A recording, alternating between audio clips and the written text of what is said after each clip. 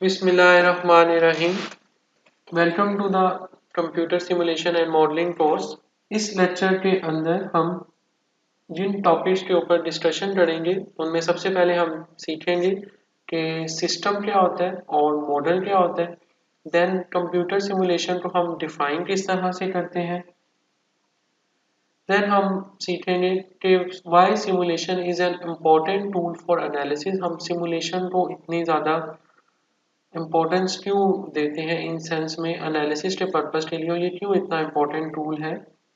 और लास्टली हम different type of computer simulation को लिस्ट डाउन करेंगे और उसको डिफाइन करेंगे।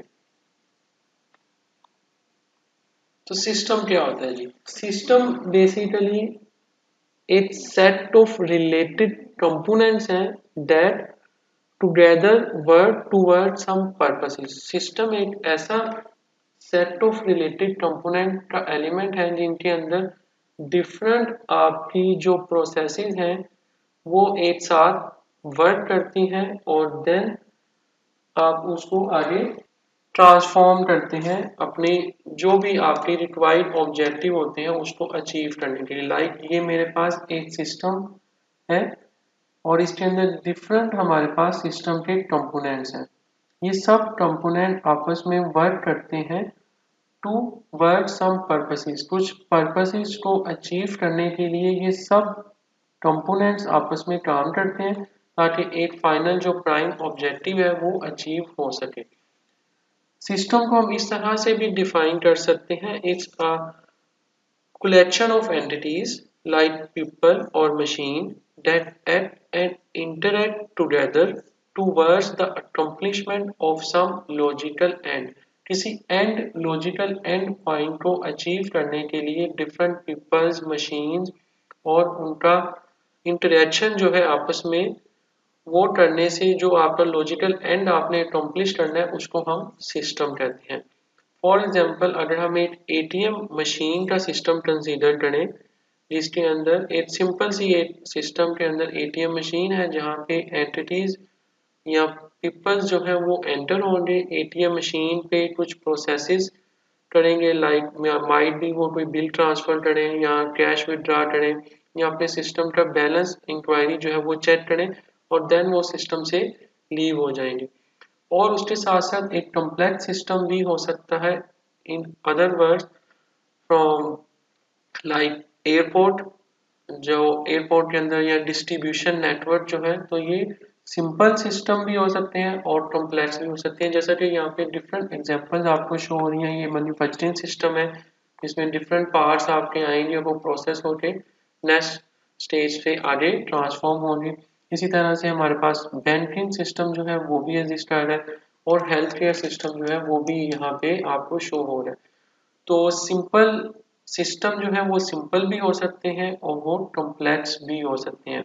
अल्टीमेटली सिस्टम का जो मेन ऑब्जेक्टिव या गोल है वो क्या है, जैसे यहाँ पे आपको इस डायग्राम में इलस्ट्रेट किया हुआ है कि कुछ इनपुट्स आपके सिस्टम में एंटर होंगी, देन उन इनपुट्स के साथ सिस्टम के जो कंपोनेंट है उनके साथ वर्क जो है वो होगा। मतलब जो भी आपका रिक्वायर्ड फाइनल ऑब्जेक्टिव होगा, जो आउटपुट होगी उसको अचीव करने के लिए जो सिस्टम के कंपोनेंट्स आपस में काम करेंगे एक दूसरे के साथ मिल के उसको हम सिस्टम का नेम देते हैं। तो ये हमारे पास एक बाउंड्री है जो कि सिस्टम बाउंड्री को डिफाइन कर रही है। और जो भी चीज़ आपकी इस सिस्टम बाउंड्री से बाहर एग्जिस्ट करेगी उसको हम इन्वायरमेंट का नेम जो है वो देते हैं। तो यहाँ पे डिफरेंट अदर एग्जाम्पल जो है, जैसा हमने अभी 3 एग्जाम्पल को देखा उसके साथ साथ अदर एग्जाम्पल भी यहाँ पे लिस्ट डाउन है। लाइक हमारे पास ट्रांसपोर्टेशन, लॉजिस्टिक, डिस्ट्रीब्यूशन, ऑपरेशंस का सिस्टम है, हॉस्पिटल का सिस्टम होता है, कंप्यूटर नेटवर्क का सिस्टम है, फ्री वे सिस्टम है, बिजनेस प्रोसेसिंग के सिस्टम है, क्रिमिनल जस्टिस सिस्टम है एंड सो ऑन। तो ये लिस्ट डाउन है डिफरेंट टाइप ऑफ सिस्टम की जो कि हमारे सिस्टम जो है वो एग्जिस्ट करते हैं। सो सिस्टम जो है उसको समटाइम वो अफेक्ट होता है आउटसाइड द सिस्टम, जो आपकी चेंजेस अटर होती हैं। मतलब इस सिस्टम को बाहर से अगर कोई चीज़ अटर करके चेंज करेगी, जो चेंजेस अटर होती हैं उसको हम इन्वायरमेंट कहते हैं। Like a system is often affected by the changes uttering outside the system. वो चेंजेस जो आउटसाइड ऑफ द सिस्टम आपकी अटर हो रही होती हैं, जो आपके इस सिस्टम की अफेक्ट करती हैं, उसको हम इन्वायरमेंट का नेम देते हैं। तो मॉडलिंग सिस्टम जो होता है उसके अंदर इट इज नेसेसरी, ये बहुत इंपॉर्टेंट है डिसाइड करना कि आपके सिस्टम की बाउंड्री कौन सी है कि जो सिस्टम और इन्वायरमेंट को आपस में डिफ्रेंशिएट करेगी। लाइक जब आपने मॉडल बनाना है किसी भी एक मैन्युफैक्चरिंग सेक्टर का, लेट्स से कि ये मेरे पास डिफरेंट ड्रिलिंग मशीन्स हैं जिनके ऊपर डिफरेंट प्रोसेस होने हैं पार्ट्स में, तो ये मेरे पास एक पूरा डिपार्टमेंट है। तो ये जो एक डिपार्टमेंट की वाल है ये मुझे इसकी बाउंड्री को डिफाइन कर रही है। यहाँ से इनपुट्स आएंगी, पार्ट्स आएंगे सिस्टम में, सिस्टम की स्टेट जो है वो चेंज हो जाएगी और देन उसकी डिफरेंट ऑपरेशंस जो है ड्रिलिंग के, मिलिंग के, लेथ के, वो उनके ऊपर परफॉर्म होंगे और देन वो सिस्टम से आउट हो जाएंगे। तो ये जो एक चीज मेरी इस बाउंड्री के अंदर एग्जिस्ट कर रही है वो मेरी इस सिस्टम की बाउंड्री को डिफाइन कर रही है। और इस बाउंड्री के बाहर जो भी चीज है वो सब इन्वायरमेंट है। मतलब वो चीज जिसको आपने अपने मॉडल के अंदर, मॉडलिंग के अंदर इंक्लूड करना है, उसको डिफाइन करना बहुत जरूरी है सिमुलेशन के अंदर। So in the case of factory system, अगर हम एक फैक्ट्री सिस्टम की एग्जांपल लें फॉर एग्जांपल, तो यहाँ पे आप देखें the factors that control the arrival of orders may be considered to be outside the influence of the factory and therefore part of the environment। तो ऐसे अराइवल या फैक्टर्स जो आउटसाइड आपकी बाउंड्री से सिस्टम के ऊपर अफेक्ट करेंगे और देन आपके सिस्टम की स्टेट जो है वो चेंज होगी और उसके जो भी ऑपरेशन हैं, जो फैक्टर्स जो भी परफॉर्म होने हैं वो होंगे और देन वो सिस्टम से आउट होंगे। तो ये बहुत इम्पोर्टेंट चीज़ है कि सिस्टम और इन्वायरमेंट को आपस में डिफ्रेंशिएट किया जाए। बट अगर आप सप्लाई और डिमांड को कंसीडर करते हैं अपने सिस्टम के सेंस में, तो there will be a relationship between the factory output and arrival of order. तो जो आपकी फैक्ट्री के अंदर अराइवल है आपके ऑर्डर्स का और जो फैक्ट्री की आउटपुट है उनके दरमियान रिलेशनशिप जो है वो एग्जिस्ट करता है, और इस रिलेशनशिप को हम कंसीडर करेंगे as an activity of the system. अगर ये सप्लाई चेन और यहाँ सप्लाई एंड डिमांड से रिलेटेड आपका सिस्टम है, और अगर आप फैक्ट्री सिस्टम की बात कर रहे हैं तो जो फैक्टर कंट्रोल कर रहे हैं आपके अराइवल ऑफ ऑर्डर्स को, उनको हम कंसीडर कर सकते हैं कि आउटसाइड जो आपके फैक्ट्री के अंदर इन्फ्लुएंस होगा इन्वायरमेंट की तरफ से, वो आपके ऑर्डर्स होंगे, अराइवल्स होंगे। लाइक ये अगर एक फैक्ट्री सिस्टम है तो जो अराइवल होगा मेरे पास ऑर्डर्स का, उससे मेरे इस सिस्टम की स्टेट जो है वो चेंज हो जाएगी। मतलब वो फैक्टर्स जो इन्वायरमेंट के अंदर, ऐसे फैक्टर्स जो आपके सिस्टम को चेंज करने का बाइस बनते हैं, वो हमारे इन्वायरमेंट के अंदर सिस्टम इन्वायरमेंट जो है वो चलाते हैं जो हमारे सिस्टम को चेंज करते हैं उनकी स्टेट को। ओके जी, नेक्स्ट है हमारे पास कंपोनेंट्स ऑफ अ सिस्टम। इसके अंदर सबसे पहले हम देखेंगे एंटिटी क्या होती है। एंटिटी की जनरल डेफिनेशन जो है वो इस तरह से है, flow units transform by the system over time, और you can say is an object of interest in the system. Entity एक वो चीज है जिसके ऊपर आपका सिस्टम बेसिकली इंटरेस्ट आपका डिपेंड कर रहा है। लाइक अगर मैं एक मैन्युफैक्चरिंग सेक्टर की एग्जांपल कंसीडर करूं जिसके अंदर मेरे पास डिफरेंट पार्ट्स आएंगे और उन पार्ट्स के ऊपर मुझे ड्रिलिंग परफॉर्म करनी है और ड्रिलिंग के बाद वो उस सिस्टम से बाहर चले जाएंगे, तो जो पार्ट्स मेरे पास सिस्टम में एंटर होंगे वो मेरे पास एंटिटी होगी। या flow units transform by the system over time, over the time जो यूनिट्स आपके ट्रांसफॉर्म होंगे उनको हम एंटिटी कह रहे हैं।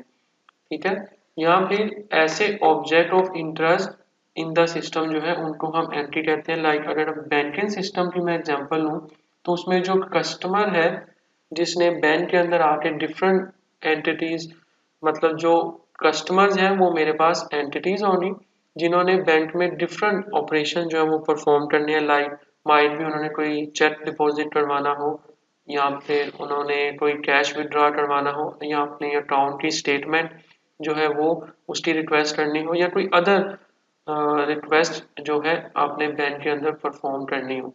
तो जो कस्टमर बैंक में एंटर हो रहा है वो हमारे पास एंटिटी है।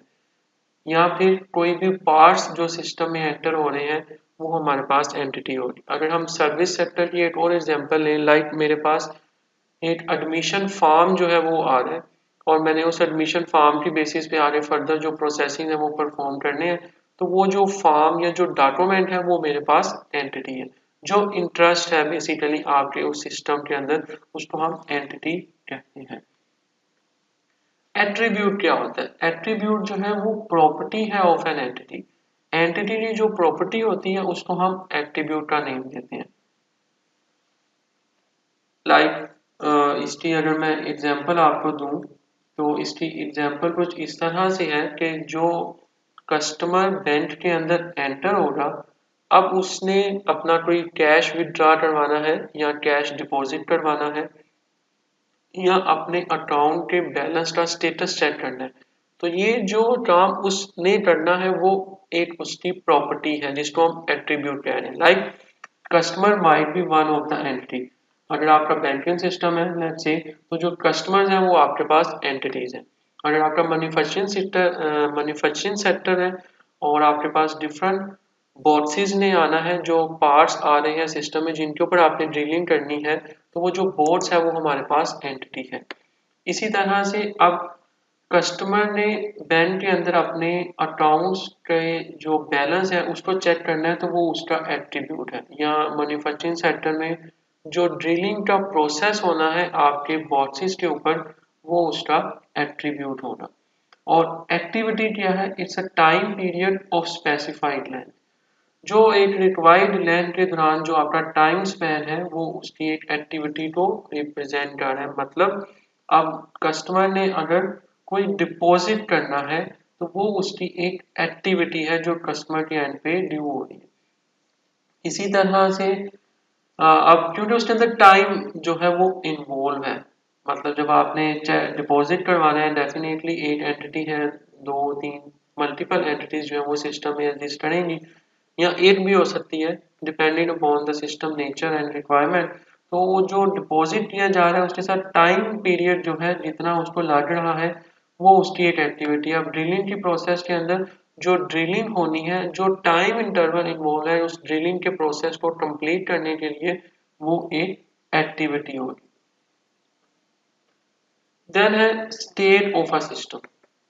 अब स्टेट ऑफ अ सिस्टम क्या चीज है, इसको हम इस तरह से डिफाइन करते हैं। It's a collection of variables necessary to describe the system at any time relative to the objective of the study। जो आपके ऑब्जेक्टिव हैं आपके स्टडी के, इस सेंस में जो भी आपकी कलेक्शन ऑफ वेरिएबल्स हैं जो डिस्क्राइब करनी है आपके सिस्टम को, उसको हम स्टेट ऑफ सिस्टम कह रहे हैं। फॉर एग्जांपल अगर हम बैंकिंग सेक्टर की एग्जांपल को कंसीडर करें तो जो नंबर ऑफ बिजी टेलर है ये एक पॉसिबल स्टेट वेरिएबल है आपके सिस्टम का।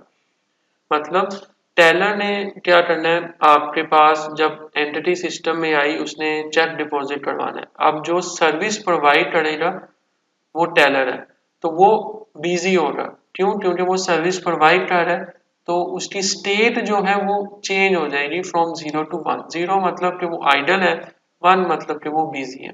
अगर हम मैन्युफैक्चरिंग सेक्टर की एग्जांपल लें तो जो ड्रिलिंग मशीन है जिसने ड्रिलिंग करनी है बोर्ड्स के ऊपर, वो मशीन क्या होगी या नंबर ऑफ मशीन क्या होगी, वो हमारे पास उसकी स्टेट को रिप्रेजेंट करेंगे सिस्टम। इसी तरह से number of customer waiting in the Q.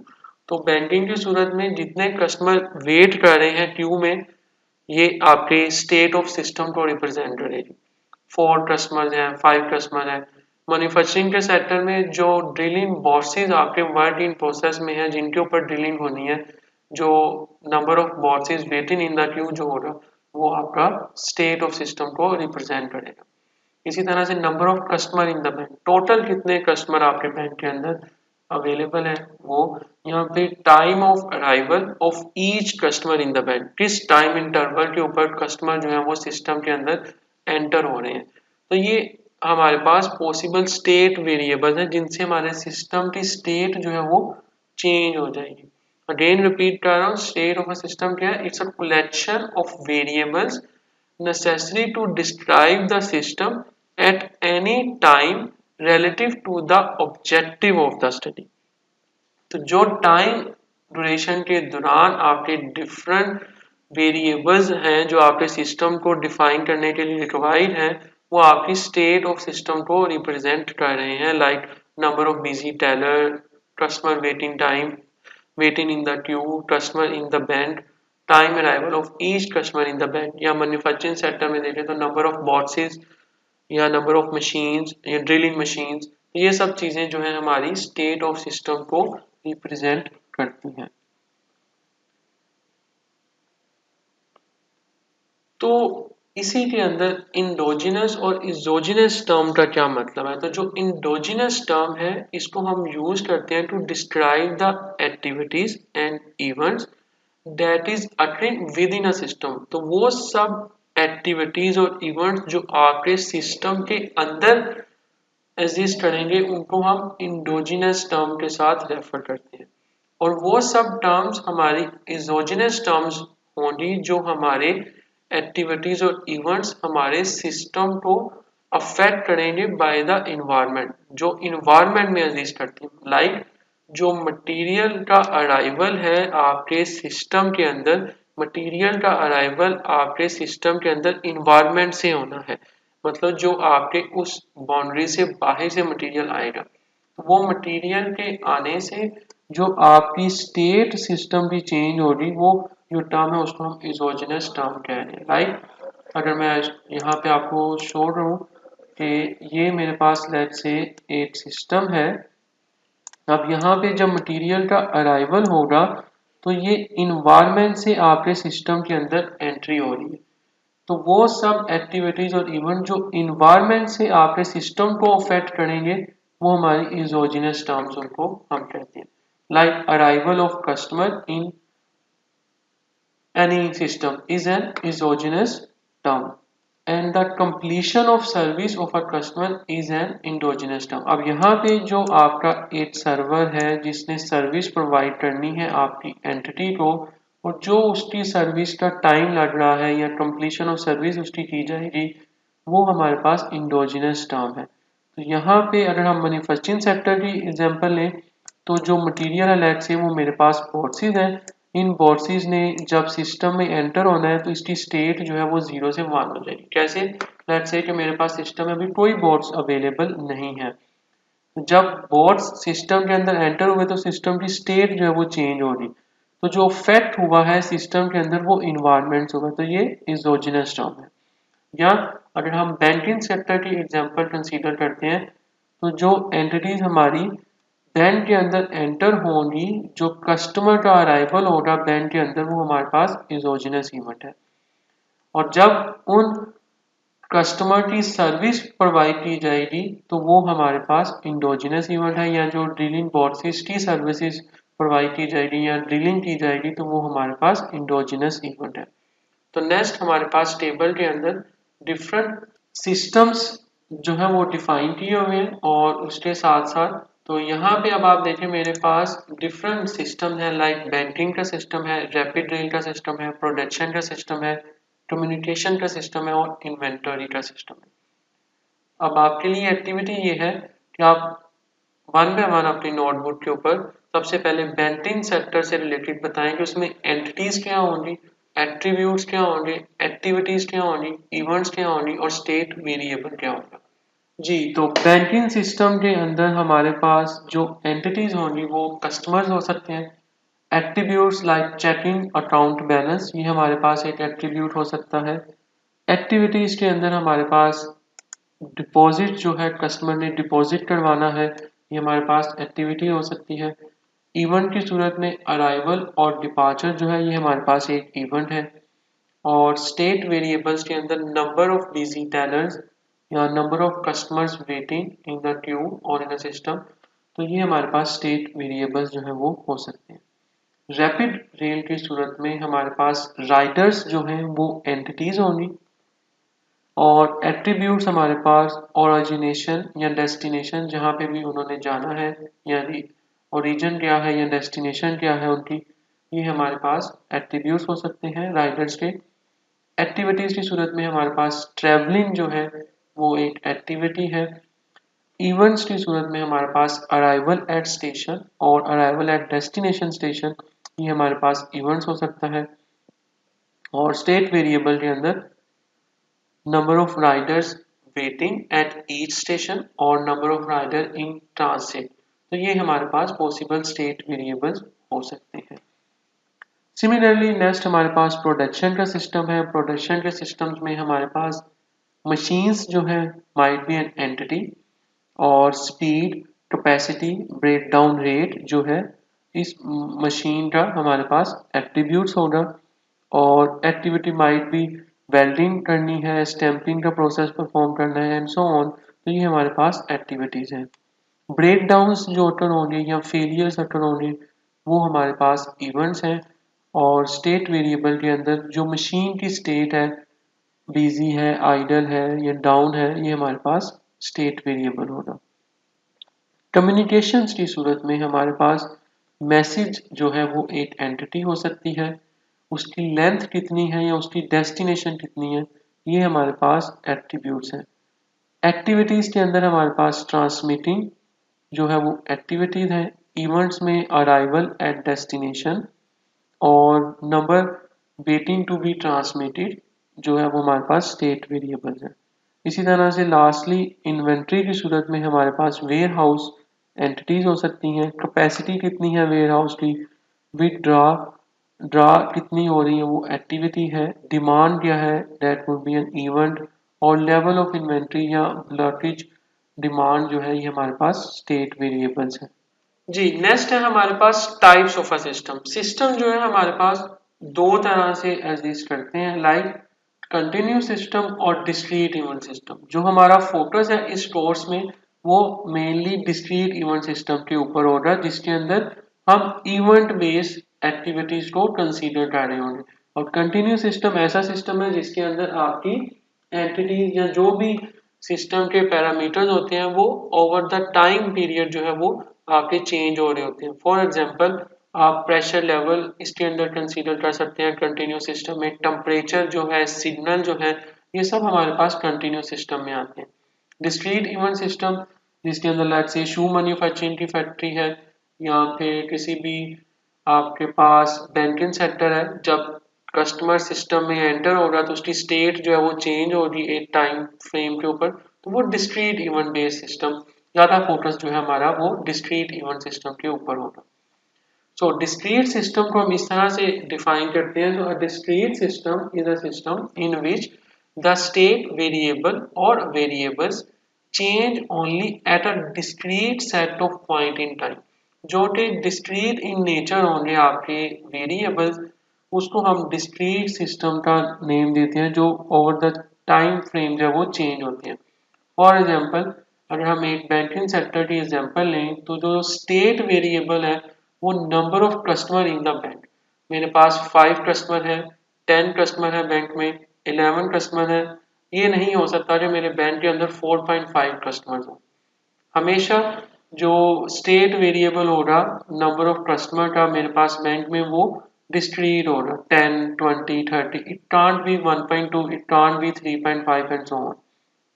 So changes only when a customer arrive or when the service provided to a customer is completed। तो जो स्टेट है आपके वेरिएबल की वो तभी चेंज होगी जब कस्टमर अराइव होंगे सिस्टम में। मतलब अभी मेरे सिस्टम में जीरो स्टेट है, मतलब कोई कस्टमर एंटर नहीं हुआ। अब पहला कस्टमर जब एंटर हुआ तो मेरी स्टेट 0 से 1 हो गई। इसी तरह से जब सर्विस प्रोवाइड की जाएगी कस्टमर की इज कंप्लीटेड, अब जब उसकी सर्विस कंप्लीट हो जाएगी तब वो सिस्टम से एग्जिट करेगी एंटिटी मेरी। तो उसकी स्टेट लेट से अब 5 पे थी तो वो 4 हो जाएगी। मतलब अब मेरे पास सिस्टम में 4 कस्टमर्स रह गए हैं और 8 कस्टमर जो है वो मेरा सिस्टम से एग्जिट कर गया है जब उसकी सर्विस कंप्लीट हो जाएगी। सो ये जो फिगर है मेरे पास, ये डिस्क्रीट सिस्टम की नेचर को शो कर रही है ओवर द टाइम लेंथ। मतलब यहाँ पे मेरे पास number of customer that is waiting in line और बीइंग सर्व्ड। तो ये पहला कस्टमर है जो कि मेरे इस टाइम पे सिस्टम पे अटेंड हुआ और इस टाइम तक वो सिस्टम के अंदर रहा, इसकी सर्विस यहाँ पे कंप्लीट हुई और इसके साथ ही ये एक और कस्टमर सिस्टम में एंटर हो गया। जब ये कस्टमर एग्जिट हो गया और सेकंड कस्टमर की सर्विसेज थी, तो ये मेरी स्टेट जो है वो यहाँ पे अगेन 1 पे आ गई, एक सिस्टम से बाई चला गया। अब फिर एक और एंट्री सिस्टम में एंटर हुई और मेरी स्टेट जो है वो चेंज हो रही है एंड सो ऑन। तो ये जो स्टेट्स आ रही है मेरी वो ओवर द टाइम पीरियड आएगी, लेकिन डिस्क्रीट इन नेचर होगी। In compare of discrete system, continuous system वो सिस्टम है जिसके अंदर आपके स्टेट वेरिएबल जो है वो continuously over the time change होते रहते हैं। Like head of water behind a dam एक एग्जांपल है, जैसा कि यहाँ पे शो हो रही है कि हेड ऑफ वाटर जो है आपका वो कंटिन्यूस इन नेचर है, जो कि over the time period continuously change हो रहा है। या आप प्रेशर इसके अंदर कंसीडर कर सकते हैं। टेम्परेचर जो है आपके पास कंटिन्यूस सिस्टम की एग्जांपल है। सिग्नल की प्रोसेसिंग जो है वो आपके पास कंटिन्यूस टाइप ऑफ सिस्टम है। तो हम अब सिस्टम को स्टडी कैसे करेंगे? बेसिकली हमने डिफाइन किया थे दो तरह के सिस्टम है, कंटिन्यूस और डिस्क्रीट। तो वे टू स्टडी या सिस्टम के इस तरह से है जी, दो तरह से होते हैं। एक है experiment with the actual system और सेकंड है experiment with a model of a system. तो जो हमारा कंसर्न है इस सेमेस्टर में, इस लेक्चर में, मतलब इस कोर्स के अंदर, वो मॉडल ऑफ अ सिस्टम के साथ, एक्सपेरिमेंटेशन के साथ इंक्लूड है रादर देन एक्चुअल सिस्टम। तो हम मॉडल बनाएंगे अपने सिस्टम का और उसके साथ उसको एक्सपेरिमेंट करके हम डिफरेंट जो ऑब्जेक्टिव या परफॉर्मेंस मेजर्स हैं वो फाइंड करेंगे। तो experiment with model of system को भी हम फर्दर टू वे में कैटेगराइज करते हैं। इसमें फर्स्ट वन है हमारे पास फिजिकल या आइकॉनिक मॉडल।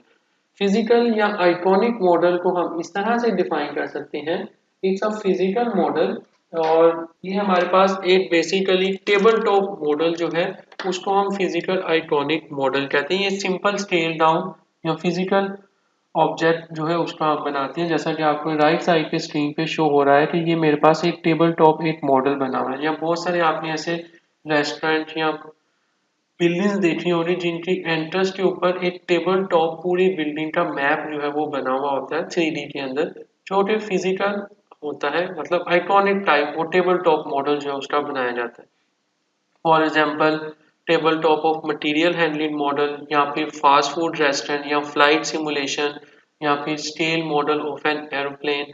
तो ये सब चीज़ें जो आपकी फिजिकल मॉडल जो आप टेबल टॉप मॉडल बनाते हैं उसके थ्रू आप उनको एक्सपेरिमेंट करते हैं, जो कि हमारा मेनली इस सेमेस्टर के अंदर फोकस नहीं है। हमारा फोकस जो होगा वो मैथमेटिकल मॉडल्स के साथ होगा इस सेमेस्टर के अंदर। और मैथमेटिकल या लॉजिकल मॉडल हम इनको किस तरह से डिफाइन करते हैं, इनको हम फर्दर टू वे में कैटेगराइज करते हैं। First one is the analytical solution and second one is the simulation. अब हमारा जो फ्लो होगा इस कोर्स में, सिस्टम और experiment with model of a system, mathematical model and the simulated model या सिमुलेशन जो है वो हम बेसिकली परफॉर्म करेंगे। एनालिटिकल सॉल्यूशन क्या है? एनालिटिकल सॉल्यूशन का मतलब ये है ऐसी सेट ऑफ इक्वेशन या relationship among the mathematical variables जो होंगी वो हमारे एनालिटिकल सॉल्यूशन जो प्रोवाइड करें, लाइक OR1 या OR2 में जो आपने डिफरेंट डिटर्मिनिस्टिक या सरकास्टिक बेस्ड डिफरेंट मॉडल्स पढ़े थे जिनको आपने मैथ मॉडल के थ्रू सोल्व किया था, ऐदर वो डिटर्मिनिस्टिक इन नेचर है या सरकास्टिक इन नेचर है। और सिमुलेटेड मॉडल क्या होंगे जिसके अंदर आपका वो मॉडल जिनका सॉल्यूशन एनालिटिकल सॉल्यूशन से आप इजीली अचीव नहीं कर पाते, उसके लिए हम सिमुलेटेड मॉडल जो है वो बनाते हैं, जो कि आपको टॉप राइट पे शो हो रहे हैं। ये मेरे पास एक सिमुलेटेड मॉडल है, ठीक है, जिसको हम सोल्व करेंगे और फिर उसके अगेंस्ट हमारे जो रिजल्ट्स हैं, जो मॉडल का बिहेवियर होगा वो हम उसके एक्सरसाइज के थ्रू लर्न करेंगे। तो वो वाइडली जो है कंप्यूटर प्रोग्राम या अप्रोप्रिएट सॉफ्टवेयर के थ्रू जो है हम सिमुलेटेड मॉडल जो है वो बिल्ड करते हैं। और एक इम्पॉर्टेंट चीज़ इसमें ये है कि अप्रोक्सीमेशन और अजम्पशन जो है आपके सिस्टम्स के ऑपरेशंस की, वो बहुत इंपॉर्टेंट होती हैं आपके सिमुलेशन के मॉडल के अंदर। जी नेक्स्ट है हमारे पास, अब हमारे पास जो सिस्टम है या मॉडल जो है, बेसिकली मॉडल जो हम अपने सिस्टम का मॉडल बनाएंगे उसको हम इस तरह से डिफाइन करते हैं मॉडल को। A model is defined as a representation of a system for the purpose of studying the system. हम जिस सिस्टम को मतलब स्टडी करना चाह रहे हैं, जिस पर्पज के लिए हम उसका मॉडल बनाते हैं, वो हमारे पास एक मॉडल है। तो जो मॉडल होगा it should be simple. Model आपका सिंपल होना चाहिए और उसमें डेफिनेटली कुछ एब्स्ट्रैक्शन और अजम्पशन भी एग्जिस्ट करेंगी जो कि रियल सिस्टम को मिमिक करेगा। ठीक है, तो real system, so model is the basically representation of a system for the purpose of studying the sum assumptions और parameters। जो भी आपके सिस्टम से रिलेटेड ऑब्जेक्टिव्स होंगे या जो परफॉर्मेंस मेजर्स होंगे जो आपने मेजर करने हैं, जो आप उसके लिए मॉडल बनाएंगे अपने रियल सिस्टम का, इट शुड बी सिंपल। तो यहाँ पे अगर आप एक एग्जांपल देखें कि मेरे पास एक सिस्टम है, हम इस सिस्टम में जो प्रॉब्लम है उसको डिफाइन करेंगे। सिस्टम की प्रॉब्लम को डिफाइन करके हम उसका एक मॉडल बनाएंगे। उस मॉडल को फिर हम सॉल्व करेंगे एदर एनालिटिकली या फिर simulation based. Analytical like math model उसका होगा और उसके थ्रू अगर हम उसे सॉल्व करें, अगर इन केस हम उसको एनालिटिकली सॉल्व नहीं कर सकते, फिर हम उसका एक सिमुलेटेड या सिमुलेशन टाइप जो मॉडल है वो बनाएंगे। देन हमारे पास कुछ उसके रिजल्ट्स आएंगे जो ऑप्टिमाइज मॉडल होगा और उस मॉडल को फिर हम सॉल्यूशन जो है उसका वो प्रोवाइड करेंगे और वो सिस्टम के ऊपर इम्प्लीमेंट करें। तो ये एक साइकिल है जो आपका इसी फ्रेम से कंटिन्यूसली रन करता रहता है कि आप सिस्टम के अंदर जो प्रॉब्लम होती है उसको डिफाइन करते हैं, देन आप उसका एक मॉडल बनाते हैं और देन आप चेक करते हैं कि अदर उसका एनालिटिकली सॉल्यूशन अवेलेबल है, ये लाइक मैथ मॉडल अवेलेबल है और उसके थ्रू आप इजीली उसको सॉल्व कर सकते हैं, तो आप उसका एनालिटिकल मॉडल बनाएंगे। अदरवाइज फिर आप उसको सिमुलेशन के थ्रू सॉल्व करके और जो उसका ऑप्टिमाइज सॉल्यूशन होगा उसको फिर आप इम्प्लीमेंट करते हैं। तो स्टडिंग द लॉजिकल मॉडल जो है वो क्यों इम्पोर्टेंट है, इसमें मैं आपको चंद इम्पोर्टेंट पॉइंट्स जो है वो बताऊंगा कि if a model is simple enough, अगर तो आपका मॉडल बहुत सिंपल इनफ है तो आप ट्रेडिशनल मैथमेटिकल जो एनालिसिस या सॉल्यूशन अवेलेबल है आप उसको यूज करें और आप डायरेक्ट जो रिजल्ट्स हैं वो हासिल कर सकते हैं और उसके अलावा अदर इंसाइट्स भी आपको मॉडल के अंदर मिल जाएंगे, like queuing theory, differential equation, linear programming. तो हम इन मैंने कुछ एग्जांपल्स यहाँ पे दी हैं जिनके थ्रू आप अपने मॉडल को सोल्व करके उनका रिजल्ट्स जो है वो ले सकते हैं। लाइक अगर आप प्रोसेसिंग करना चाह रहे हैं डिफरेंट टेबल और चेयर्स के अगेंस्ट कितने टेबल्स बनाए हैं, कितनी चेयर्स मैन्युफैक्चर करें, तो आप लीनियर प्रोग्रामिंग के थ्रू उसको सोल्व कर सकते हैं। यहाँ अगर आप कोई बैंकिंग के अंदर सेक्टर की एग्जांपल कंसीडर कर रहे हैं, उस सूरत में आप क्वीन थ्योरी का मॉडल अप्लाई कर सकते हैं। या डिफरेंट अगर आपने टेम्परेचर चेंजेस या प्रेशर के साथ उसको इंटीग्रेट करना है अपने कंटिन्यूस सिस्टम में, तो आप डिफरेंट डिफरेंशियल इक्वेशंस को यूज करके रिजल्ट्स को अचीव कर सकते हैं इन केस अगर मॉडल आपका सिंपल है। बट जब आपका सिस्टम कॉम्प्लेक्स हो जाएगा तो उसको आप सिंपल एनालिटिकल मॉडल के थ्रू प्रॉपर वे में सोल्व नहीं कर पाएंगे या उसको वैलिड नहीं कर पाएंगे। लाइक जब आप कॉम्प्लेक्स सिस्टम को कन्वर्ट करेंगे एनालिटिकल मॉडल की फॉर्म में, तो आपको कुछ ओवर द कन्वर्जन कुछ अजम्पशन या सिंप्लीफिकेशन या उसको सिंपल करने के लिए कुछ अजम्पशन बनानी पड़ेंगी, कुछ अब्स्ट्रक्शंस करनी पड़ेंगी, जिसके नतीजे में आप डेंजर जोन में लाई करेंगे। लाइक जो मॉडल की वैलिडिटी है वो एक क्वेश्चन बन जाएगी। तो इस सूरत में हमारे पास टाइप 3 एरर जो है वो अटर हो सकता है। लाइक कि आपने एक ऐसा मॉडल बनाया है जो कि रॉन्ग है और आप एक रॉन्ग मॉडल से राइट आंसर फाइंड करने की कोशिश जो है वो कर रहे हैं। So working on the wrong problem, मतलब कि आप एक गलत प्रॉब्लम रॉन्ग प्रॉब्लम के ऊपर काम कर रहे हैं, तो उसको हम टाइप 3 एरर कहते हैं। So often a complex system requires a complex model। तो नॉर्मली जो complex system है उनके मॉडल भी किसी हद तक complex ही होंगे और हम उनको एनालिटिकल मेथड के थ्रू सोल्व नहीं कर सकते, तो उस पर्पज के लिए हमें क्या करना पड़ेगा, हमें फिर सिमुलेशन करनी पड़ेगी। ठीक हो गया। तो मैं अगेन रिपीट कर देता हूँ कि जो आपके सिंपल मॉडल्स हैं उनके लिए आप ट्रेडिशनल मैथ मॉडल के थ्रू उनके रिजल्ट्स अचीव कर सकते हैं, बट अगर आपका मॉडल कॉम्प्लेक्स इनफ है और आप उसको अगर ओवर सिंप्लीफाई करने की कोशिश करेंगे तो आपके मॉडल की वैलिडिटी जो है वो क्वेश्चन हो जाएगी, और उस सूरत में आपका टाइप 3 एरर के अकर होने के चांसेस ज़्यादा हो जाएंगे। और क्या होगा कि आप एक गलत मॉडल के ऊपर सही आंसर हासिल कर रहे होंगे, बट उसका फ़ायदा इन सेंस आपके सिस्टम को नहीं होगा, क्योंकि आपने एक रॉन्ग मॉडल के ऊपर अपना इतनी ज़्यादा एफर्ट जो है वो पुट की है। तो कॉम्प्लेक्स सिस्टम के लिए मॉडल भी सम हो कॉम्प्लेक्स ही होता है और उसको हम एनालिटिकली मेथड के थ्रू सोल्व नहीं कर पाते, तो फिर व्हाट टू डू, उसके लिए हमें सिमुलेशन जो है वो करनी पड़ती है। तो सिमुलेशन क्या है जी, simulation versus the real world. यहाँ पे आप राइट साइड पे देखें तो मेरे पास, तो यहाँ पे आप देखें मेरे पास राइट साइड पे एक रियल वर्ल्ड सिस्टम है जो कि एक शिप है, लाइट ट्रांसपोर्टेशन से रिलेटेड यहाँ पे शो हो रहा है, और ये लेफ्ट साइड पे मेरे पास एक सिमुलेटेड मॉडल है। तो ये क्या कर रहा है, बेसिकली सिमुलेशन जो है एक बहुत ब्रॉड टर्म है। अगर हम सिमुलेशन को डिफाइन करें so it's a very broad term like method and applications to imitate or mimic the real system, or it can be done usually by a computer program। तो हम computer के through अपने model की मतलब अपने real system का mimic या imitate जो है वो हम उसकी बनाते हैं। जैसा कि आप यहाँ पे देखें राइट साइड पे जो हमारे पास एक एक्चुअल सिस्टम है उसका हमने एक मिमिक जो है वो सिमुलेटेड सॉफ्टवेयर के अंदर बनाया हुआ है, ताकि हम उसको रियल वर्ल्ड का जो सिस्टम है उसको एक रेप्लिका या उसका मिमिक जो है एक सिस्टम के अंदर डिज़ाइन करें। किस पर्पज़ के लिए, कि जो हमारे परफॉर्मेंस मेजर्स हैं, जो ऑब्जेक्टिव्स हैं, हम उनको अचीव कर सकें और उनके अगेंस्ट कुछ इनसाइट्स में रिजल्ट्स ले सकें।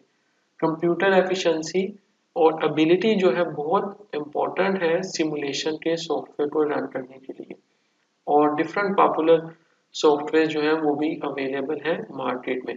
तो जैसे यहाँ पे मैंने आपको बताया कि simulation is the process of building a mathematical और logical model of a system or a decision problem and experimenting with the model to obtain estimates of system performance measure। तो हम क्या करते हैं, हम अपने रियल सिस्टम का model बनाते हैं। मॉडल हमारे पास एनालिटिकल भी हो सकता है और उसका न्यूमेरिकल मेथड जो है वो भी हो सकते हैं, और उस मॉडल के फिर हम एक्सपेरिमेंट्स जो है वो परफॉर्म करते हैं, और देन हम उन एक्सपेरिमेंट की बेसिस पे जो हमारे एस्टिमेट्स हैं सिस्टम परफॉर्मेंस मेजर के, उनको हम एस्टिमेट करते हैं और फिर उस पे तो हम सिस्टम पे इम्प्लीमेंट करके हम डिफरेंट रिजल्ट्स जो इनसाइट्स हैं वो अचीव करें। सो मैं दोबारा से रिपीट कर देता हूँ कि हम क्या कर रहे हैं, हम अपने रियल सिस्टम का मॉडल बनाएंगे। मॉडल बना के हम उसके ऊपर डिफरेंट एक्सपेरिमेंट्स परफॉर्म करते हैं, और एक्सपेरिमेंट परफॉर्म करके जो हमारे सिस्टम के परफॉर्मेंस के मेजर्स हैं हम उनको एस्टिमेट करते हैं यूजली एक्सपेरिमेंट्स, और फिर जो बेस्ट हमारे पास एक्सपेरिमेंट्स के रन की सूरत में आंसर्स आते हैं उनको हम इम्प्लीमेंट करते हैं अपने सिस्टम पे जी। तो नेक्स्ट है हमारे पास what is a simulation, like important terms in the above simulation definition। जो अभी मैंने ऊपर आपको एक्सप्लेन की है सिमुलेशन की डेफिनेशन, उसमें कुछ important terms जो है वो कुछ इस तरह से हैं कि पहली है हमारे पास मॉडल। मॉडल क्या है, जो लॉजिकल या मैथमेटिकल अब्स्ट्रैक्शन है आपके रियल सिस्टम की, जो कि कैप्चर कर रही है true essence of the problem. इसके अंदर हमारे पास इनपुट वेरिएबल्स होते हैं, आउटपुट वेरिएबल्स होते हैं, और मैथमेटिकल या लॉजिकल रिलेशनशिप जो है वो एग्जिस्ट करती है between the input and output. तो जो इनपुट वेरिएबल्स हैं वो हमारे सिस्टम की डेफिनेशन के लिए जो पैरामीटर्स हैं उसको डिफाइन कर रहे हैं, और जो आउटपुट वेरिएबल्स हैं वो हमारे परफॉर्मेंस मेजर को डिफाइन कर रहे हैं, और जो मैथमेटिकल मॉडल है वो बेसिकली रिलेशनशिप को रिप्रेजेंट कर रहा है between the input and output. Then experiment. Experiment क्या है, जनरली जो हम सेवरल एक्सपेरिमेंट्स परफॉर्म करेंगे अपने सिमुलेटेड मॉडल के, और उसके नतीजे में जो हमारे डिफरेंट इनपुट और आउटपुट वेरिएबल्स हैं उनके थ्रू हम देखेंगे अपने सिस्टम के परफॉर्मेंस मेजर में क्या अफेक्ट होता है। फ्रॉम दीज, तो जो हम डिफरेंट एक्सपेरिमेंट्स रन करते हैं उसके थ्रू हम अपनी परफॉर्मेंस मेजर को एस्टिमेट करेंगे। और देन परफॉर्मेंस मेजर क्या है? It's a properties of a system that have relevance to the problem. तो जो आपकी प्रॉब्लम थी उसके रेलेवेंस के अगेंस्ट जो भी प्रॉपर्टी है या जो परफॉर्मेंस मेजर्स आपने फाइंड करने हैं उनको हम परफॉर्मेंस मेजर कह रहे हैं।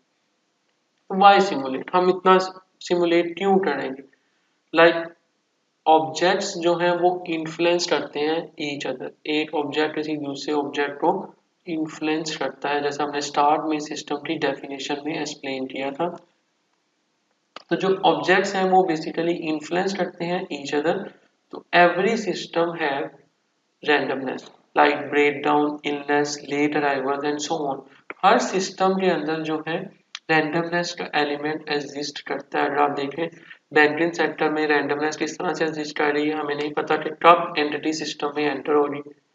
या मैन्युफैक्चरिंग सेक्टर की अगर हम बात करें तो मशीन कब फेल हो जाएगी, मतलब उसमें फेलियर अगर होगा, या अराइवल लेट हो सकता है ड्यू टू डिफरेंट सर्कमस्टांसेस या different conditions of the country.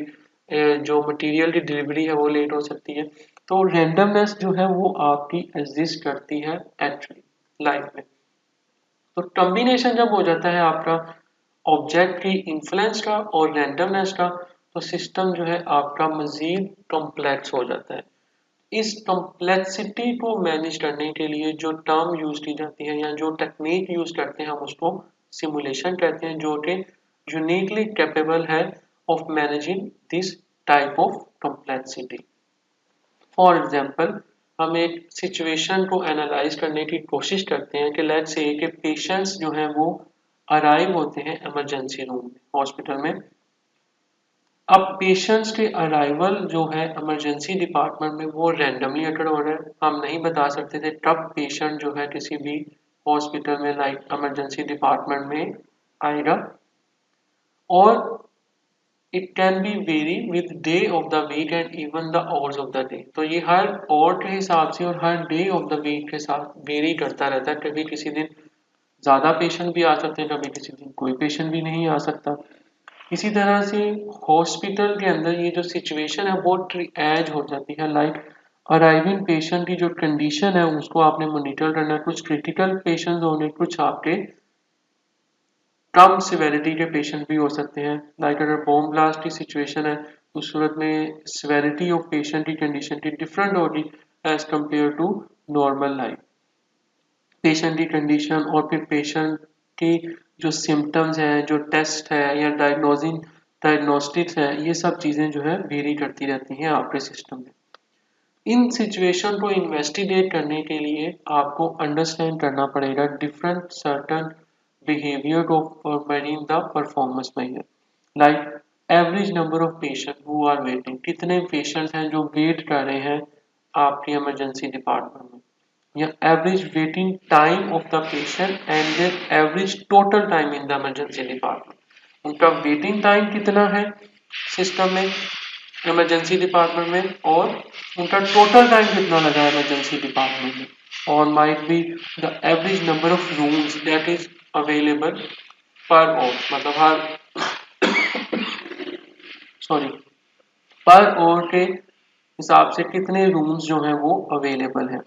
तो एवरेज यूटिलाइजेशन क्या है आपके डॉक्टर्स और नर्सिस की। तो ये बहुत सारे हमारे पास परफॉर्मेंस मेजर हैं जो कि आप इस सिचुएशन के अंदर अवेलेबल हो सकते हैं। तो अब इम्पोर्टेंस ऑफ इमरजेंसी डिपार्टमेंट के ऑपरेशन को देखते हुए आपके पास हॉस्पिटल के हिस्टोरिकल डाटा जो है वो अवेलेबल होगा, और हम उसकी पेशेंट का ट्रैकिंग सिस्टम के थ्रू डिफरेंट रिकॉर्ड के थ्रू हम एस्टिमेट कर सकते हैं इमरजेंसी डिपार्टमेंट की परफॉर्मेंस को। Like availability of this information जो होगी उसकी बेसिस पे हम सजेस्ट कर सकते हैं कि जो हम स्टडी कंडक्ट करेंगे might be you can propose some changes कि हमारे स्टाफ लेवल किस हिसाब से मॉर्निंग, इवनिंग या आफ्टरनून किस शिफ्ट में कितना होना चाहिए, फ्यूचर के अंदर कितने रूम्स की अवेलेबिलिटी होनी चाहिए। तो डिफरेंट टेस्टिंग के थ्रू एस्टिमेट कर सकते हैं हम इन परफॉर्मेंस मेजर को, हमारे सिस्टम में क्या चेंजेस जो है वो अकर हो सकती हैं या हम इनको प्रपोज कर सकते हैं। बट इस तरह की चेंजेस को हम अगर मैन्युफैक्चरिंग सेक्टर में अप्लाई करें तो it might be acceptable to some extent कि ठीक है कोई इतना डेंजर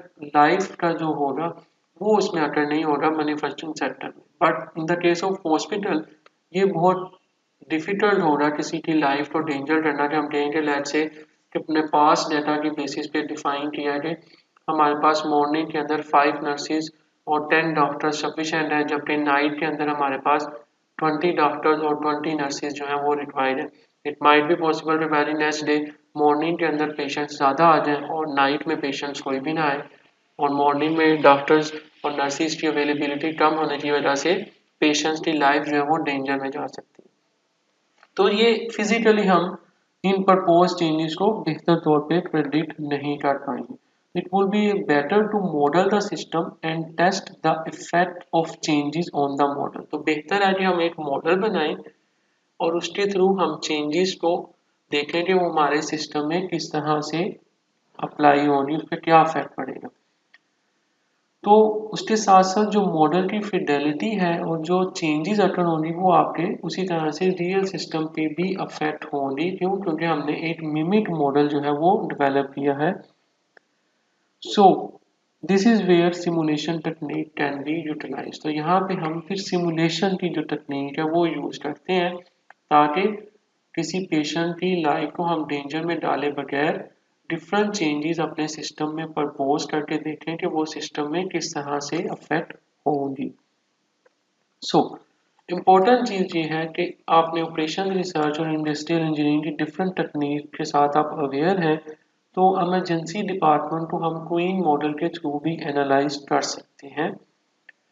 और ट्विन मॉडल के थ्रू हम डिफरेंट जो यूज करेंगे उसका portion of system is like total analysis of dynamic behaviour of entire system is beyond the capability of these type of models. Like queen model के through हम portion of system को तो analyse कर लेंगे, लेकिन एक कंप्लीट कॉम्प्लेक्स डायनामिक बिहेवियर के system को स्टडी करने के लिए क्वीन मॉडल की कैपेबिलिटी जो है वो क्वेश्चन हो जाएगी, वो प्रॉपर वे में आपको एड्रेस नहीं कर पाएगा, क्योंकि डे बाय डे बहुत सारी डायनामिक चेंजेस जो है आपके इमरजेंसी डिपार्टमेंट में अकर होंगी। क्वीन मॉडल के अंदर आपके एजम्पशन उनके पैरामीटर्स डिफरेंट होंगे, डिफरेंट इन नेचर होंगे। इस तरह से हम फिर क्वीन थ्योरी को यूज एज सच नहीं कर पाएंगे अपने इस डायनामिक बिहेवियर को स्टडी करने के लिए। तो इस पर्पज के लिए हमें सिमुलेशन मॉडलिंग को यूज करना पड़ेगा। हम सिमुलेशन मॉडलिंग को यूज करते हुए फिर अपने टोटल जो सिस्टम का एनालिसिस है वो हम करेंगे, जो कि इस सिमुलेशन मॉडलिंग से बियॉन्ड नहीं है। So the key advantage of simulation modeling क्या है? That it has the capability of modeling the entire system and its complex interrelationship. That is why we are use simulation. When to simulate and when not to. So if a valid model of a system is simple enough to model analytically and get the exact result, then don't simulate. अगर आपका model simple है और उसको simply analytical solution के through हम उसका result achieve कर सकते हैं, तो तब हमें सिमुलेशन करने की ज़रूरत नहीं है। की वर्ड इस तरह से है, जो वैलिडिटी है हमारी probability possible for only the very simplest of the system के लिए हम एनालिटिकल मॉडल के थ्रू सोल्यूशन ले सकते हैं। But if system become complicated, अगर आपका सिस्टम कॉम्प्लिकेटेड होगा और उसको अगर हम ओवर सिंप्लीफाई करेंगे उसकी एजम्पशंस को और एनालिटिकल मॉडल के थ्रू उसका रिजल्ट फाइंड करने की कोशिश करेंगे, तो एडवांटेज ये होगा कि हमें एग्जैक्ट आंसर मिल जाएगा उसमें, लेकिन कोई अनसर्टेनिटी या नॉइस फैक्टर जो है वो इन्वॉल्व नहीं होगा।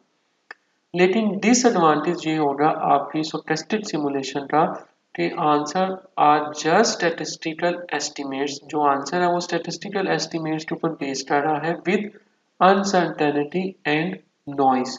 So we need to design the statistically analyzed simulation experiment. So it is better to get a sufficiently precise estimate answer to the right model than an exact answer to the wrong model. मतलब कि आपको एक precise estimate answer आपके right model का ज़्यादा बेहतर performance major के against आपको आंसर कर पाएगा, एज कंपेयर कि आप रॉन मॉडल के थ्रू एग्जैक्ट आंसर अचीव करें। तो जब आपका मॉडल सिंपल है तो आप उसको एनालिटिकल मॉडल के थ्रू उनका रिजल्ट जो है वो अचीव करें।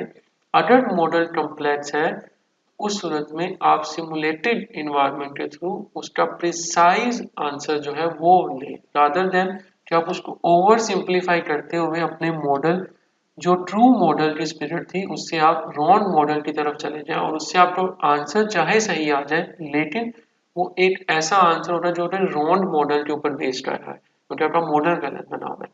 सो इट्स ऑलवेज रिकमेंडेड कि कॉम्प्लेक्स सिस्टम्स के लिए आप सिमुलेटेड इन्वायरमेंट के थ्रू जो प्रिसाइज आपको आंसर मिलेगा उसको आप यूज करें रादर देन कि आप ओवर सिंप्लीफाई करें अपने मॉडल की assumptions को। सो सिमुलेशन जो है वो एक मेथड ऑफ लास्ट रिजोर्ट नहीं है कि जब सब कुछ फेल हो जाएगा तब हम सिमुलेशन को यूज करें, ऐसा बिल्कुल नहीं है। सिमुलेशन को हम कॉम्प्लेक्स सिस्टम्स की सूरत में यूज कर सकते हैं रादर देन कि हम ओवर सिंप्लीफाइड assumptions के ऊपर जाएं। So computer simulation फिर क्या हुई? Computer simulation is a numerical technique for conducting the experiments on a digital computer which involves logical and mathematical relationship that interact to describe the behavior of a system over time. Computer simulation एक ऐसी numerical technique है जो कि हम digital computer के ऊपर करते हैं और उसके ऊपर हम डिफरेंट एक्सपेरिमेंट परफॉर्म करते हैं जिसके अंदर हमारे डिफरेंट लॉजिकल और मैथमेटिकल रिलेशनशिप्स जो हैं वो इंटरेक्ट करते हैं जो हमारे सिस्टम के बिहेवियर को ओवर द टाइम पेज जो है वो एक्सप्लेन मेजर करके हमें आंसर जो है वो प्रोवाइड करते हैं। So it can be use to study the simple model. हम सिमुलेशन को सिंपल मॉडल के लिए भी यूज कर सकते हैं but should not use if an analytical solution is available. अगर एनालिटिकल सोल्यूशन अवेलेबल है तब कंप्यूटर सिमुलेशन के ऊपर जाना जरूरी नहीं है। ऑलरेडी कम्युनिकेट किया कि अगर सिस्टम कॉम्प्लेक्स इनफ है अपनी नेचर में तभी आप सिमुलेशन को यूज करें। अगर एनालिटिकल सोल्यूशन अवेलेबल है, रेडिली अवेलेबल है, तो फिर आप एनालिटिकल सोल्यूशन के थ्रू उसका सोल्यूशन जो है वो फाइंड करें। सो रियल पावर जो है सिमुलेशन की वो एक्चुअली कॉम्प्लेक्स मॉडल को स्टडी करने में। ओके, हम यहाँ पे एक बहुत इंपॉर्टेंट सिस्टम मॉडल की यहाँ पे टाइप्स जो है डिफरेंट काइंड ऑफ सिमुलेशन उसको आप पढ़ने लगे हैं। दो तरह से हमारे सिस्टम मॉडल्स जो है वो होते हैं, लाइक डिटर्मिनिस्टिक इन नेचर और stochastic in nature. Deterministic in nature को मॉडल को हम फर्दर टू वे में कैटेगराइज करते हैं, as it could be a static model और it could be a dynamic model. Same is the case for stochastic type of model like static or dynamic. Then हम further dynamic model को two form में categorize करते हैं, that is continuous or discrete for the case of deterministic as well as continuous and discrete for the case of stochastic type of model. तो static type जो model हैं उनके लिए जो हम सिमुलेशन की टेक्निक यूज करते हैं उसको हम मोंटे कार्लो सिमुलेशन कहते हैं, जिसमें टाइम इंटरवल जो है वो इन्वॉल्व नहीं होता। और जो डायनामिक टाइप ऑफ मॉडल होते हैं उसके लिए हम डिस्क्रीट के लिए डिस्क्रीट इवेंट सिमुलेशन को यूज करते हैं और कंटिन्यूस के लिए continuous type of simulation use करते हैं। तो ऐसे मॉडल जो स्टोकेस्टिक है अपनी नेचर में और डायनामिक है जिनमें टाइम इंटरवल इन्वॉल्व है, और अगर वो डिस्क्रीट टाइप है तो डिस्क्रीट इवेंट सिमुलेशन यूज करेंगे, अगर वो कंटिन्यूस है तो कंटिन्यूस टाइप ऑफ सिमुलेशन को यूज करेंगे। Same is the case for the deterministic, dynamic, discrete and continuous. तो हमारा जो फोकस होगा इस कोर्स में एक सिस्टम मॉडल के थ्रू वो डिस्क्रीट और उसके साथ साथ मोंटे कार्लो सिमुलेशन जो है उसके ऊपर भी हमारा फोकस रहेगा। हम स्टैटिक सिमुलेशन को एक दो लेक्चर्स में कवर करेंगे जिसमें हम मोंटे कार्लो सिमुलेशन के बारे में पढ़ेंगे और कुछ एग्जांपल्स पढ़ेंगे, और देन ज़्यादा फोकस जो हमारा इस कोर्स में रहेगा वो discrete type like discrete event simulation के ऊपर रहेगा। तो डिटर्मिनिस्टिक वर्सेस स्टोकेस्टिक को हम इस तरह से डिफाइन करते हैं कि इज एवरीथिंग इज श्योर और इज देयर अनसर्टेन। अगर हर चीज़ आपको क्लियर है, श्योर है, तो वो डिटर्मिनिस्टिक टाइप ऑफ मॉडल है। लाइक आपके पास अगर लीनियर प्रोग्रामिंग का एक मॉडल है जिसके अंदर आपको नंबर ऑफ कंस्ट्रेंट, अपने ऑब्जेक्टिव ईच एंड एवरीथिंग पता है, तो वो आपके पास डिटर्मिनिस्टिक इन नेचर है। और अनसर्टेनिटी अगर एग्जिस्ट आ रही है, आपको नहीं इंफॉर्मेशन सारी अवेलेबल, तो वो स्टोकेस्टिक इन नेचर है। लाइक बैंक में कब एंट्री हो रही है आपके कस्टमर्स की, वी कांट से कि हर रोज 12 बजे एग्जैक्ट 12 बजे कस्टमर सिस्टम में एंटर हो रहा, वी कांट प्रिडिक्ट, हम डिफाइन नहीं कर सकते। जब मर्जी कस्टमर जो है सिस्टम में एंटर हो सकता है, या इमरजेंसी डिपार्टमेंट में कब पेशेंट्स आएगा, जब मर्जी आ सकता है, हम उसको अनसर्टेनिटी जो है वो इसमें इन्वॉल्व है। स्टैटिक जैसा मैंने भी पहले बताया, जिसमें टाइम फ्रेम इन्वॉल्व नहीं है, और डायनामिक जिसमें टाइम जो है वो एक मेजर रोल प्ले कर रहा है। और कंटिन्यूस और डिस्क्रीट को भी हमने प्रीवियसली डिस्क्राइब कर दिया कि जो स्टेट चेंज है वो आपकी continuously over the period of time है, या फिर वो डिस्क्रीट बेस है। सो मोस्ट जो ऑपरेशनल मॉडल्स होते हैं वो स्टोकेस्टिक इन नेचर होते हैं, डायनामिक होते हैं और डिस्क्रीट चेन बेस होते हैं, और हमारा ज़्यादा कंसर्न इस कोर्स में इन्हीं के साथ ही रहेगा। और जो इंडस्ट्रियल इंजीनियरिंग या सप्लाई चेन या ऑपरेशंस के अंदर आपकी जो सिमुलेशन की टेक्निक यूज की जाती है, वो डिस्क्रीट इवेंट बेस्ड सिमुलेशन ही यूज की जाती है, जैसा कि मैंने आपको यहाँ पे एक्सप्लेन की। ओके, तो यहाँ पे अगेन डिस्क्रीट और कंटिन्यूस सिस्टम को डिफाइन किया हुआ है। डिस्क्रीट इवेंट सिमुलेशन, जिसके अंदर आपका जो डाटा है, जो डाटा गैदरिंग है, जो डाटा टेक प्लेस होगा, वो आपका इन इवेंट की बेसिस पे होगा, जिसको हम डिस्क्रीट इवेंट कहते हैं। लाइक फूड सर्विस काउंटर का सिस्टम है, जिसमें स्टेट जो है चेंज हो रही है आपके सिस्टम की, जब कस्टमर का अराइवल होगा या वो ऑर्डर प्लेस करेगा, और जब उसको कस्टमर को ऑर्डर रिसीव होगा। तो ये जो हमारे पास मेजर्स हैं, क्यू लेंथ या वेटिंग टाइम, तो ये हमारा अफेक्ट होगा इससे। ठीक है, इसी तरह से अगर हम कंटिन्यू सिस्टम की बात करें, तो कंटिन्यू सिस्टम के अंदर हमारे पास जो डाटा कलेक्शन है वो कंटिन्यूसली एट एवरी पॉइंट जो है वो अकर हो रही होगी। लाइक ऑयल टैंकर लोडिंग की अगर हम एक एग्जांपल लें, तो इसमें परफॉर्मेंस मेजर जो होगा हमारे पास, वो amount of oil in each tank जो है वो हमारे पास इसमें माइट बी एक पॉसिबल परफॉर्मेंस मेजर हो सकता है। So because the oil is in liquid state, it cannot be readily divided into a discrete component. ठीक है, तो जो फ्लो है वो आपके टैंकर का कंटिन्यूसली, जो फ्लो है वो हमारे पास उसका कंटिन्यूस इनटू द टैंकर के अंदर जो हो रहा है वो हमारे पास कंटिन्यूस सिमुलेशन में आएगा। So it is also not necessary और practical to track each molecule of oil individually when you only care about the level of the oil in the tanker। तो ये पॉसिबल नहीं है कि हम हर एक इंडिविजुअल हर एक इंडिविजुअल ऑयल के मॉलिक्यूल को मेजर करें, जबकि हमारे पास जो रिक्वायर्ड है कि हमने उसके अंदर जो लेवल है ऑयल के टैंकर का, उसके बारे में परफॉर्मेंस मेजर जो है वो अचीव करने हैं। So in this case, the model of the system must be describe the rate of flow over the time। तो जो आपका over the time rate of flow जो है वो आपके लिए एक आउटपुट जो है आपके मॉडल के फंक्शन की सूरत में रिप्रेजेंट किया जाएगा, और इसको हम डिफरेंशियल इक्वेशन के थ्रू सोल्व कर सकते हैं। So the solution of this type of equation that involves the numerical method, हम उनको इंटीग्रेट करते हैं ओवर द टाइम पीरियड, और हम उसके रिजल्ट जो है वो अचीव कर लेते हैं। So it involves actually the time into small equal interval and stepping through the time. हम हर एक टाइम फ्रेम को इक्वल इंटरवल में डिवाइड करते हुए, उसकी इंटीग्रेट करते हुए रिजल्ट्स को अचीव कर सकते हैं।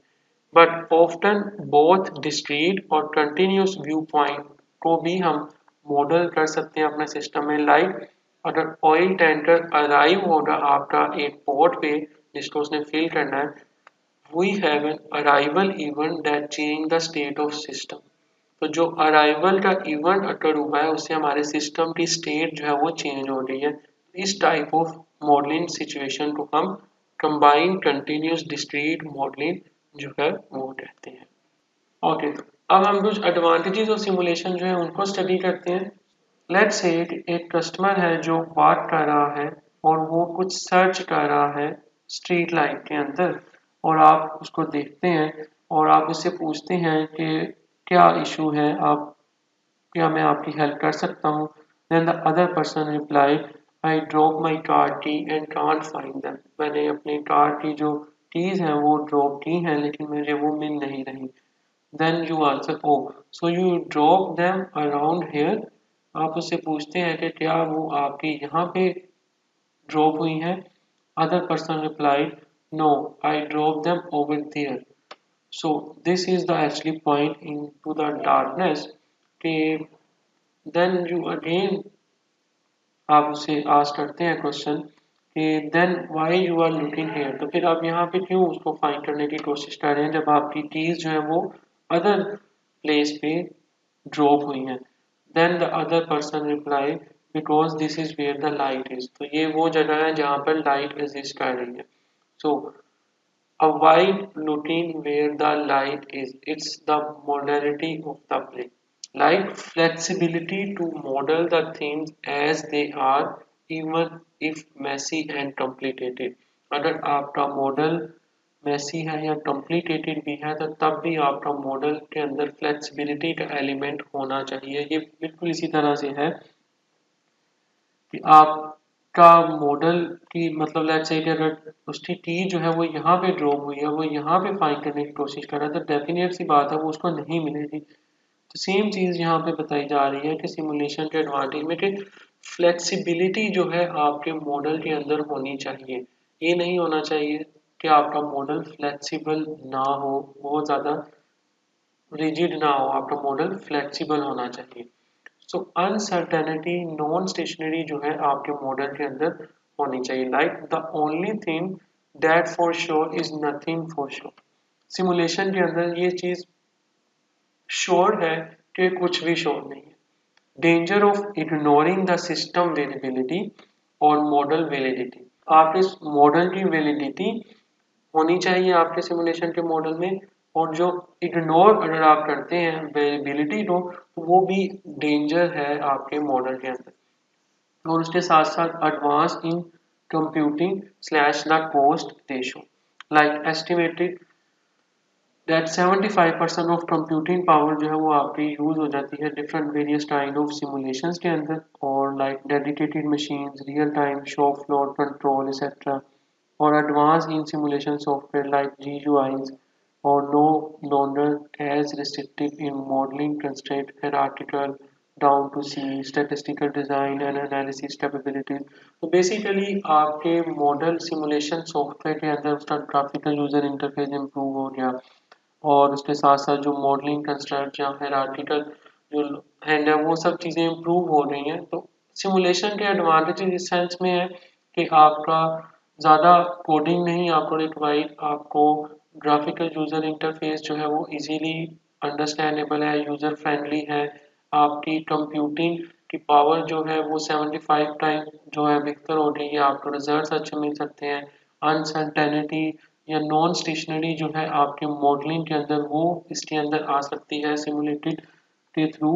लेकिन इसके साथ साथ जहाँ आपको इतने फ़ायदे मिलेंगे वहाँ पे डिसएडवांटेजेस भी इस तरह से हैं कि आपको एग्जैक्ट आंसर नहीं मिलेगा. आप अप्रोक्सीमेशन या एस्टिमेट्स की बात करेंगे सिमुलेशन के थ्रू आपको कभी भी जो आंसर मिलेगा वो ट्रू नहीं होगा. वी कांट से कि ये जो आंसर है ये एग्जैक्ट आंसर है. अब वो आंसर जो सिमुलेशन आपको देगी वो बेसिकली अप्रोक्सीमेशन या एस्टिमेट बेस होगा, वो एवरेज बेस होगा. नॉर्मली सिमुलेशन में हम यही कह रहे होते हैं ऑन एवरेज 10.5.